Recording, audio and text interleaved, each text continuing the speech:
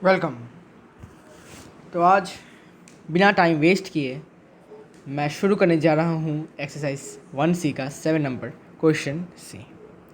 तो question number 7 में वही फिर से बोला है कि कौन सा वाला नंबर रैशनल है और कौन सा वाला इरेशनल है, हमें जांच करके देखना है, जांच पड़ताल करके देखना है, एग्जामिन करके देखना है सिंपली। तो रोमन वन लिखेंगे 3+√3। ये है क्वेश्चन, हमें ये एग्जामीन जो भी हो करके देखना है कि ये नंबर जो है इरेशनल है या फिर रैशनल है। तो हमें पता है कि किसी भी नंबर के साथ अगर रूट आ जाता है तो वो नंबर मतलब इरेशनल होता है। लेकिन अभी इसको एग्जामिन करने के लिए बोला है, मतलब हम ऐसे ही आंसर नहीं बोल सकते, हमें प्रूफ करके दिखाना है कि ये सचमुच का इरेशनल है। तो क्या करेंगे, सबसे पहले हमें क्या करना है, हम मान लेंगे कि ये वाला रैशनल नंबर है। ठीक है, हम मान लेंगे, वी विल एज्यूम दैट, तो let us assume to the contrary that 3+√3 is a rational number, is a rational। ठीक है, हम मान लेते हैं कि 3+√3 एक रैशनल है। ठीक है, मान लेते हैं। देन 3+√3 जो है वो किसके फॉर्म के साथ इक्वल होना चाहिए, p/q। ठीक है ना, जहाँ पर वेयर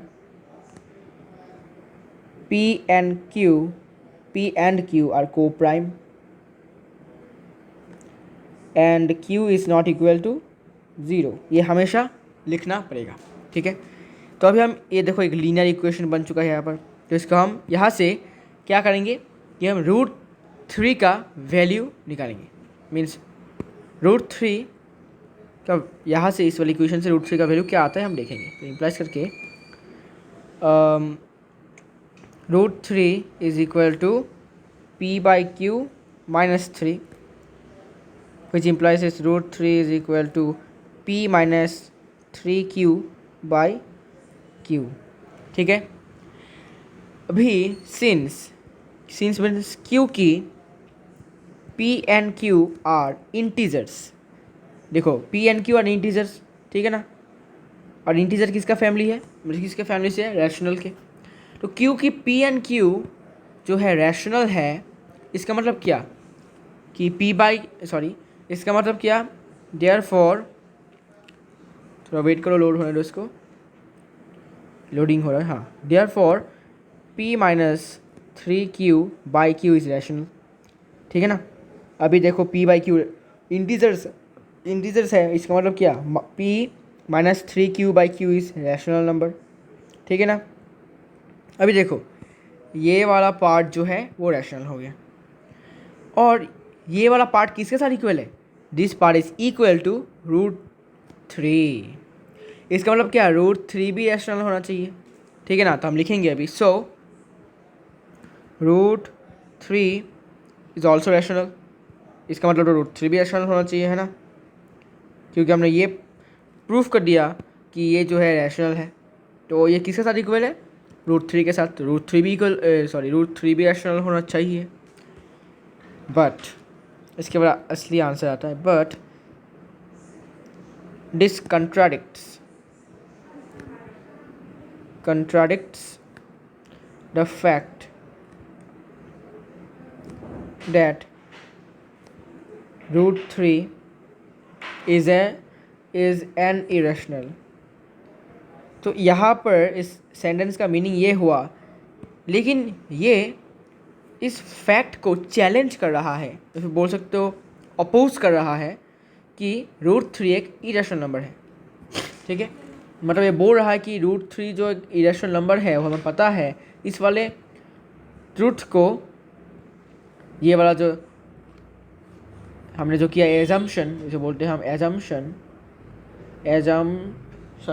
एजम्पशन जो है चैलेंज कर रहा है। our assumption is challenging the truth, but truth cannot change। सच कभी चेंज हो नहीं सकता। तो इसका मतलब क्या हुआ,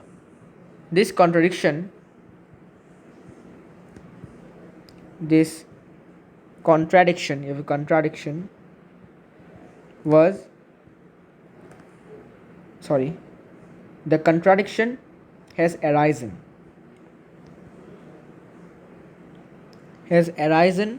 because of our incorrect assumption. मतलब ये जो कंपटीशन या फिर बोल सकते हो एक अपोजिशन पैदा हुआ है या फिर अभी हुआ है, वो किसके लिए हुआ है, किसके वजह से हुआ है? हमारे गलत फैमिली के लिए, because of our incorrect assumption, because of कि हमने ये एज्यूम, हमने मान लिया कि चलो ये रैशनल है, तो इसी मान लेने के कारण जो है ये कंट्राडिक्शन मीन्स अपोजिशन या फिर चैलेंज जो है वो पैदा हुआ है। तो हम लिखेंगे this contradiction has arisen because of our incorrect assumption that, अच्छा दैट दो बार लिख दिया मैंने, सॉरी, दैट 3 + √3 इज रैशनल। ठीक है, इसका क्या लिखना है? हैंस लास्ट में, hence 3 + √3 is an irrational. Finally जाके हमारा आंसर जो है आ चुका है। मतलब अगर आपके क्वेश्चन में ये आ जाए कि एग्जामिन या फिर एग्जामाइन वेदर करके कोई ऐसा क्वेश्चन आ जाए और आपको बोल दे कि इरेशनल है या फिर रैशनल है, आपको पूरा वाला ऐसा करके समझाना होगा क्वेश्चन, मतलब जो इन्विजिलेटर है या फिर जो कॉपी चेकर है, आपको समझाना पड़ेगा उनको करके, ऐसे करके पूरा वाला करके समझाना पड़ेगा। ठीक है, सिमिलरली √7 - 2 इसको कैसे करें? √7 - 2 को भी ऐसे ही करना पड़ेगा हमें। तो मैं पूरा का पूरा कॉपी कर लेता हूँ, ठीक है, नहीं तो मेरा टाइम वेस्ट हो जाएगा। ठीक है ना, तो मैं पूरा का पूरा कॉपी कर लेता हूँ यहाँ तक। एक्चुअली ठीक है, मैंने कॉपी कर लिया है हाफ पोर्शन। अब यहाँ पर पेस्ट कर देता हूँ। ठीक है, ज़्यादा ऊपर आ गया शायद, हाँ इतना था। ठीक है, ये तो हाफ पोर्शन है और बाकी का हाफ भी मैं कॉपी कर लेता हूँ। तो बाकी का हाफ यहाँ से कॉपी होगा। ठीक है, आंसर थोड़ा डिफरेंट होगा, वैल्यूज़ डिफरेंट होगा, लेकिन स्टेटमेंट एकदम ऐसे ही लिखना है आपको। ठीक है, ताकि आप इसको आपको याद भी रख सकते हो या फिर आप खुद बना के भी लिख सकते हो, लेकिन बना के लिखने के बाद आपको सेंस, मतलब उसमें मीनिंग होना चाहिए, जो आपने लिखा है उसमें मीनिंग होना चाहिए। तो चलो, ये है रोमन 2। ठीक है, रोमन 2 क्वेश्चन है। ठीक है, √7 - 2, यहाँ से आंसर शुरू होगा। तो यहाँ पर जहाँ पर मैंने 3 + √3 लिखा है, वहाँ पर आपको √7 - 2 लिख देना है। और ये वाला जो इक्वेशन है वो सिर्फ यहाँ का चेंज होगा, P/Q वह सेम ही रहेगा, P/Q हमेशा सेम रहेगा, बस यहाँ पर √7 - 2 होगा। तो इक्वेशन थोड़ा चेंज होगा, मैं चेंज कर लेता हूँ इक्वेशन को। ठीक है, डिलीट कर लेता हूँ इसको। अभी देखो, अभी इसमें यहाँ से हमें √7 का वैल्यू निकालना है। √7 इज इक्वल टू कितना होगा? P/Q + 2 हो जाएगा। तो √7 यहाँ से क्या होगा? P + 2Q/Q। ठीक है, तो फिर यहाँ पर फिर से चेंज होगा थोड़ा सा, यहाँ पर सिर्फ 2Q हो जाएगा। ठीक है, 3Q माइनस है, यहाँ पर प्लस हो जाएगा। ठीक है, तो P + 2Q is a rational. So अभी √3 की जगह होगा √7 इज ऑल्सो रैशनल। क्या मैंने बोला था, क्या बोला था कि हम मान लेते हैं कि √7 - 2 फिर से रैशनल है। रैशनल होने के कारण P/Q जो है वो फॉर्म के साथ इक्वल होगा और P and Q कोपेरेंट होगा और Q नॉट इक्वल 0। तो यहाँ से मैंने इस वाले इक्वेशन से √7 का वैल्यू निकाला, जो कि है P + 2Q/Q। ठीक है, अभी पता है कि P और Q इंटीजर है, इसका मतलब क्या, ये पूरा रैशनल हो गया, P + 2Q रैशनल है। अभी ये किसके साथ इक्वल है? सॉरी, ये पूरा वाला रैशनल है। ठीक है, रैशनल है, R ले देता हूँ। तो ये किसके साथ इक्वल है? √7 के साथ इक्वल है। मतलब क्या, √7 is also equal to R। So √7 is also equal to R means √7 is also rational. ठीक है, सो मैंने यहाँ पर लिखा, so therefore it is also rational, but this contradicts the fact that, अभी फैक्ट दैट कि √3 की जगह पर होगा √7 इज एन इरेशनल। अभी फिर से चैलेंज कर रहा है कि √7 जो है वो तो एक इरेशनल नंबर है। तो इस वाले आइडिया को, इस वाले सच्चाई को ये फिर से अपोज कर रहा है, चैलेंज कर रहा है ठीक है, आवर एजम्पशन इज चैलेंजिंग, हमारा मान लेना इसको चैलेंज कर रहा है। चैलेंज करने के बाद इसके बाद फिर से यही लिखना है कि दिस कंट्राडिक्शन हैज़ अराइजन, ये पैदा हुआ है क्योंकि हमने गलत मान लिया था इसको। सो इसको लास्ट में लिखना है that √7 - 2 is rational, hence √7 - 2 is an irrational होगा। ठीक है, तो यही है इसका आंसर, √7 - 2 इज एन इरेशनल। ठीक है, तो क्वेश्चन नंबर 7 का रोमन 1 और रोमन 2 सेम टाइप्स का है, लेकिन ऐसे टाइप के क्वेश्चंस कोई एग्जाम में बहुत आएंगे। नाउ क्वेश्चन नंबर 7 का रोमन 3 में हमें एग्जामिन करना है कि क्या ये रैशनल है या इरेशनल है। तो cube root of 3 into cube root of 25, मतलब क्या होगा, cube root of 5 into 25, 5 into 25। अभी क्यूब रूट ऑफ 25 को क्या लिख सकते हैं हम, प्राइम फैक्टराइजेशन के बाद 5 इंटू 5। अभी क्यूब रूट मतलब क्या, कितने पेयर होंगे 3 पेयर्स, मीन्स ए यहाँ से यहाँ तक, तो यहाँ से यहाँ तक मतलब क्या, तीनों यहाँ पर 3 5 से, इन 3 5 में से एक 5 बाहर निकलेगा, मीन्स 5। अभी 5 निकला, सिर्फ 5 निकला, कुछ रूट नहीं है, मतलब क्या 5 एक रैशनल नंबर है क्योंकि एक पॉजिटिव इंटीजर है, पॉजिटिव इंटीजर इसके फैमिली से रैशनल नंबर, रैशनल हो गया। इसके बाद रोमन 4 भी इजी है, square root of 7 into square root of 343 means क्या, square root of 7 into 343 which is 2401, square root of 2401, तो 2401 का स्क्वायर रूट है 49 इंटू 49, तो ये स्क्वायर का रूट का अंदर होगा, पेयर हो जाएगा, स्क्वायर रूट के 2 पेयर होते हैं, तो 49, दोनों 49 से एक 49 बाहर निकल जाएगा। 49 क्या है, positive integer, means rational number का ही पार्ट है। ठीक है, सिमिलरली रोमन 5 भी देख लेते हैं, 13/117 का स्क्वायर रूट, तो 13 को से डिवाइड करेंगे, 13 को 117 से डिवाइड करेंगे तो 1/9, तो 1/9 का स्क्वायर रूट, अभी 1 का स्क्वायर रूट 1 ही होता है, 9 का स्क्वायर रूट कितना होता है 3, तो 1/3। अभी 1/3 तो रैशनल है क्योंकि p/q फॉर्म में है, q नॉट इक्वल टू 0 है, और 1 p एंड q कितना है, को प्राइम है, क्या है, को प्राइम है, तो ये भी रैशनल हो गया। ठीक है, अभी रोमन 6 देख लो, रोमन 6 जो है वो है square root of 8 into square root of 2 which is means direct नहीं लिखूँगा, स्क्वायर रूट ऑफ 8 इंटू 2, ठीक है ना। तो 8 को हम क्या लिखते हैं, 8 को हम लिखते हैं 2 इंटू 2 3 बार, और बाकी एक 2 तो क्वेश्चन में ही है, तो ये दोनों पेयर मतलब क्या 2 into 2 which is 4, positive integer किसका फैमिली का है, रैशनल नंबर का फैमिली का है, मीन्स ये भी रैशनल हो गया। ठीक है, क्वेश्चन नंबर 7 इज डन। तो क्वेश्चन नंबर 7 यहाँ पर कंप्लीट हो चुका है। अभी क्वेश्चन नंबर 8 की तरफ हम आगे बढ़ते हैं।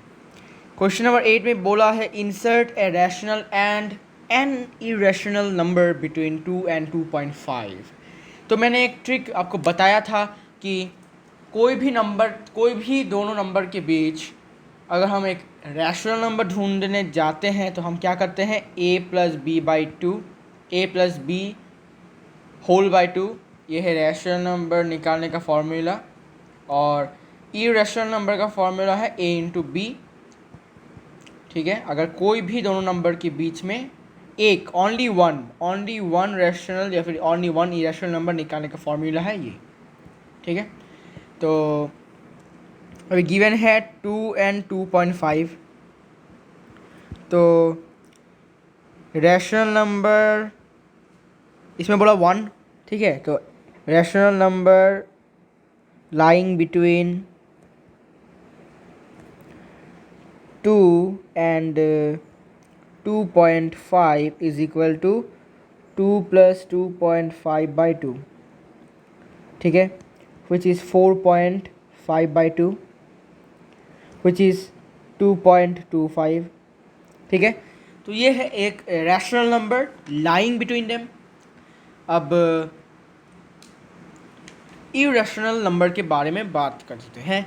तो इरेशनल नंबर खोजने के लिए, ढूंढने के लिए हम क्या करते हैं, simply a into b. So as irrational number lying between 2 and 2.5 is 2 into 2.5, which is, sorry, root of 2 into 2.5, sorry, root ab, हाँ ठीक है, root ab, not only ab, root ab. तो it will be 5 root 5, ठीक है। तो question number 8 भी हो गया। अभी क्वेश्चन नंबर 9 में पूछा गया है, how many irrational numbers lie between √2 and √3। बोला है √2 और √3 के बीच में कितने सारे रैशनल नंबर्स हैं। तो हमारा आंसर होगा इनफाइनाइट। ऐसा क्यों? क्योंकि देखो, दो नंबर के बीच में अगर हम कोई भी नंबर ढूंढें तो √2 मतलब क्या, 1.414 समथिंग, एंड √3 मीन्स 1.732 समथिंग, ठीक है।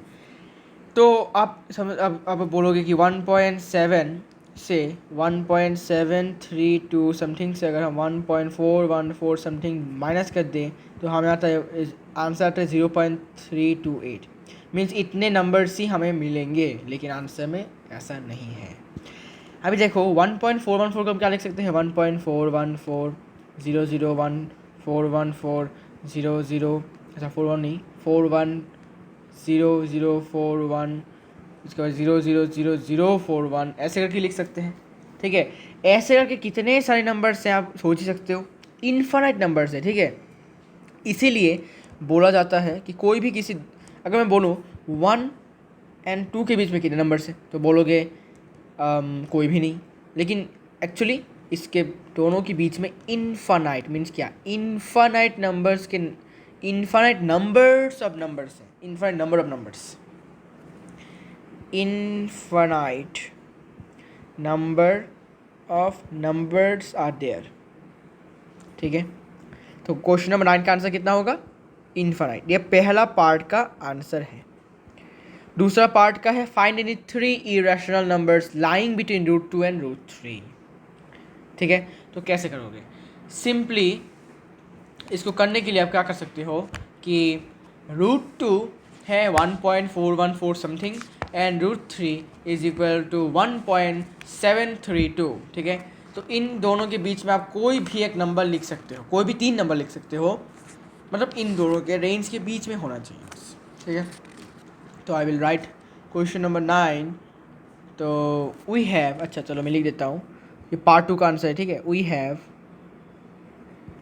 √2 is equal to 1.414 and √3 is equal to 1.732, ठीक है। तो हैंस 3, इसे बोला इरेशनल नंबर्स, irrational numbers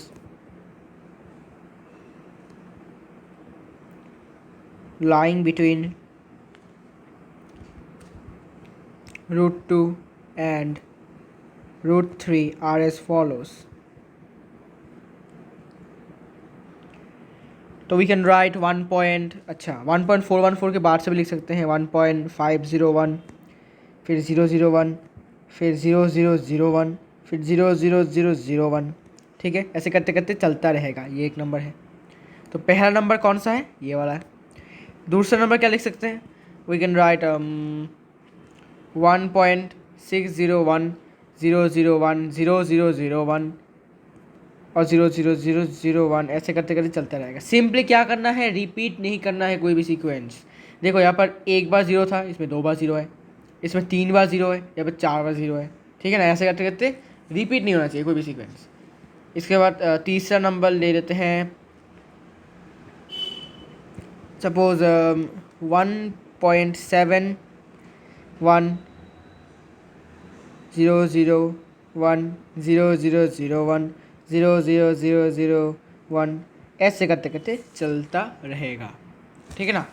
मतलब सिंपली हमें क्या करना है कि 1.414 समथिंग और 1.732 इन दोनों के बीच में जितने भी नंबर्स हैं उनमें से कोई भी लिखना है, ठीक है। तो क्वेश्चन नंबर 9 हो चुका है ना। क्वेश्चन नंबर 10, क्वेश्चन नंबर 10 में बोला find to rational and irrational numbers between 0.5 and 0.55। तो 2 बोला तो क्या कर सकते हैं कि एक तो हम निकाल सकते हैं, बोला फॉर्मूला a+b² और एक है √ab। लेकिन दूसरा निकालने के लिए हम और एक फार्मूला यूज़ कर सकते हैं कि वही फिर से x को ले लेते हैं। इसका और एक फार्मूला है जो आपको मैं बताने जा रहा हूँ, आप इसको कर सकते हो एक इम्पॉर्टेंट फार्मूला के साथ जो हमने क्लास 8 क्लास 7 में भी किया था, वो इजी वाला है, ठीक है। तो क्वेश्चन नंबर 10 सबसे पहले लेते हैं 0.5 और है 0.55। 0.5 को क्या लिखते हैं हम, 0.5 को हम लिखते हैं 5/10, ठीक है ना, 5/10। और 0.55 को लिखते हैं 55/100, ठीक है ना। क्या करना था, हमें एलसीएम लेना था सबसे पहले, इन दोनों के एलसीएम लेंगे। तो एलसीएम ऑफ 10 and 100, तो मेरे ख्याल से एलसीएम जो होगा वो 100 ही होगा, ठीक है। तो एलसीएम होगा 100। तो देयरफॉर क्या लिखना है, 5/10 is equal to 5 into something into 10 into something is equal to, ऊपर का खाली रहेगा, नीचे कितना होगा 100। तो अभी 10 के साथ कितना इंटू करने के बाद 100 मिलता है, सबको पता है 10। तो सिर्फ 10 तो नीचे इंटू नहीं कर सकते, ऊपर भी इंटू करना पड़ेगा। तो 5 इंटू 10 कितना आता है 50। Similarly 55/100 is equal to 55 into something divided by 100 into something is equal to, ऊपर का खाली रहेगा, नीचे का 100 रहेगा। तो 100 के साथ कितना इंटू करने के बाद 100 मिलता है 1, तो नीचे 1 ऊपर भी 1 इंटू होगा, तो 55। तो अभी देखो 5/10 is equal to what 50/100 and 55/100 is equal to what 55/100। तो 50 और 55 के बीच में कितने नंबर्स आ रहे हैं, 5 नंबर्स। तो we can easily name 2 rational numbers. ये रैशनल के लिए है, ये रैशनल नंबर के रैशनल के लिए है, इसको इरेशनल में बता सकते हो आप, ठीक है। तो hence 2 rational numbers between 50/100 that is 5/10, that is लिखना इम्पॉर्टेंट है। और दूसरा है 55/100 that is 55/100 ही है, ठीक है ना। मतलब ये मतलब एक बता देना टाइप का कुछ है कि हाँ भाई कि जो हम बता रहा हूँ वो इसके साथ इक्वल है, ठीक है। तो बिटवीन आर लिखो, आर लिखने के बाद कुछ भी लिख सकते हो, 51/100, 53/100, ठीक है, इनमें से कोई भी लिख सकते हो, ठीक है। ये हो गया, ये थे rational numbers between them. Now irrational numbers कैसे निकालोगे, इरेशनल नंबर निकालने के लिए हमारे पास सिंपल एक फॉर्मूला है। क्या करेंगे कि तो जितना हमें रैशनल मिला है उसे हम क्या लिखेंगे कि 2 irrational numbers between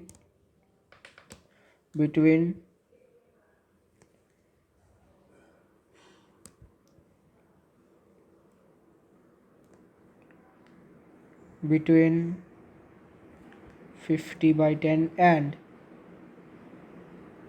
50/100 एंड 55/100 कितना होगा, इतना आया है ना। इसको क्या लिखेंगे हम, इरेशनल बोला मतलब क्या 0.51, अच्छा 0.51, फिर 01, 001, 0001, मल्टीपल 01, ऐसे करके चलते रहेगा। तो ये है एक इरेशनल नंबर। और सिंपली जितना आंसर आता है ना 51/100 करने को, देखो 51/100 को कैसे लिखते हैं हम 0.51, तो वैसे ही इरेशनल को बना सकते हो आप, 0.51 को इरेशनल बना सकते हो। सिमिलरली 53/100 को कैसे लिखते हैं 0.53 डेसिमल में, तो इसको हम इरेशनल बना सकते हैं। तो अभी सेकंड वाला लिखेंगे 0.53, फिर से 01, 001, 001, मल्टीपल 01, ऐसे करते करते चलता रहेगा, ये इरेशनल नंबर है। ठीक है, तो ये था कुछ शॉर्टकट बता सकते हो इसको, शॉर्टकट ट्रिक। तो ये है इसका आंसर।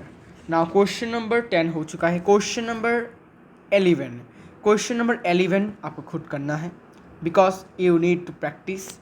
एंड क्वेश्चन नंबर 12 जो है वो मैं करके देता हूँ।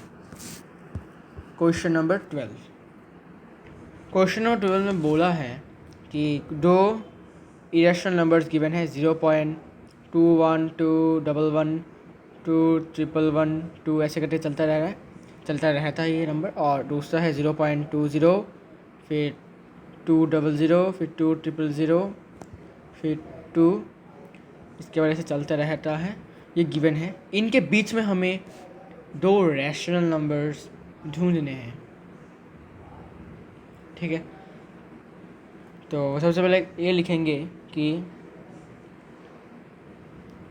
Late A and B be two rational numbers। A और B को हमने दो रैशनल नंबर मान लिया है। between the numbers,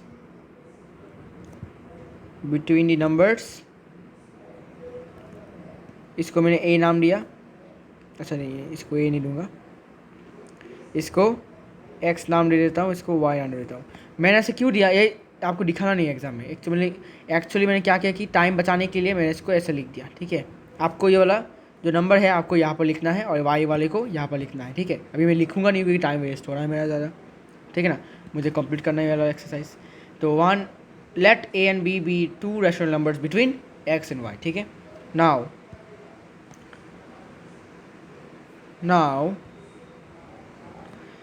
0.212112112 is smaller than A and A is smaller than B and B is smaller than 0.21211। अच्छा सॉरी, इसमें 2 नहीं होगा, इसमें 0 होगा।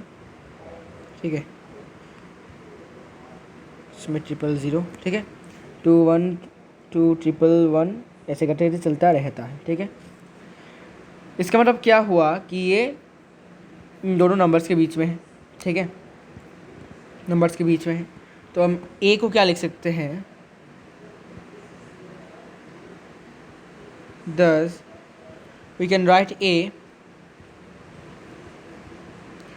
51/250।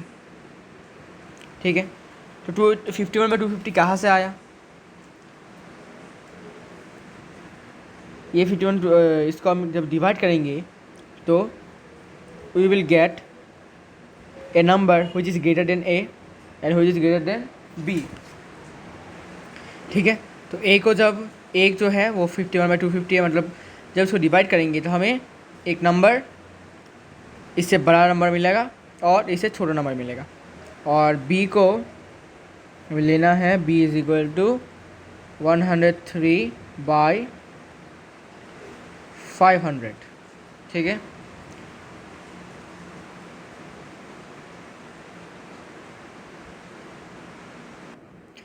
तो ये इम्पोर्टेंट नहीं है कि आप ये वाला नंबर ही लो।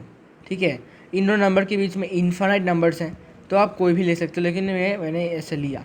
ठीक है, you can take any number, means इससे बड़ा लेना है। सपोज आप 202 है तो क्या लिख सकते हो, 21 लिख सकते हो, 201 अच्छा 203/250 ले सकते हो, 180 ले सकते हो, मतलब कुछ भी ले सकते हो, लेकिन इट शुड बी 202 से ज़्यादा होना चाहिए। 202 से ज़्यादा मीन्स 203/1000 एनीथिंग। ठीक है, तो क्वेश्चन नंबर 12 का कुछ ऐसा आंसर है। अभी क्वेश्चन नंबर 13, क्वेश्चन नंबर 13 में बोला है to find two irrational numbers between 0.16 and 0.17। तो इसको हम बहुत इजीली कर सकते हैं। कैसे,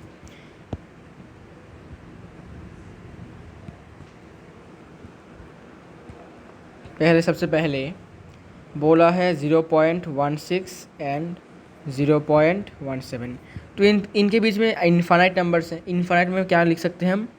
0.16, 116, इसके बाद 116, फिर 116, फिर मल्टीपल 16, ऐसे करते करते हम लिख सकते हैं। ठीक है ना। इसके बाद हम लिख सकते हैं और एक नंबर लिख सकते हैं 0.165, इसके बाद 166, अच्छा 166, इसके बाद 167, फिर 168, फिर 169, ऐसे भी नंबर हम लिख सकते हैं। ठीक है ना। तो इसके बाद और एक नंबर लिख सकते हैं 0.1680001, ऐसे करते करते आपकी मर्ज़ी आप ले सकते हो। ठीक है ना। इरेशनल नंबर लेने में इतना कोई प्रॉब्लम होता नहीं है, क्योंकि आप अपने खुद के तरीके से आप ले सकते हो, लेकिन द रेस्ट्रिक्शन इज़ 0.16 और 0.17 के बीच में होना चाहिए वो नंबर। ठीक है ना, बिटवीन बोला।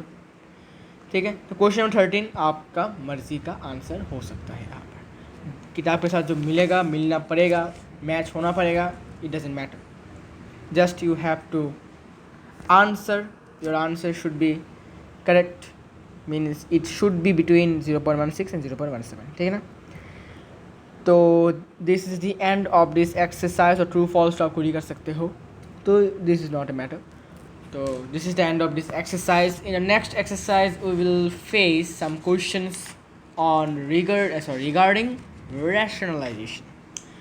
तो 1D में exercise 1D में I guess rationalization शुरू हो चुका है, which is very very good. तो मिलते हैं exercise D के वीडियो के साथ, तब तक के लिए गुड बाय।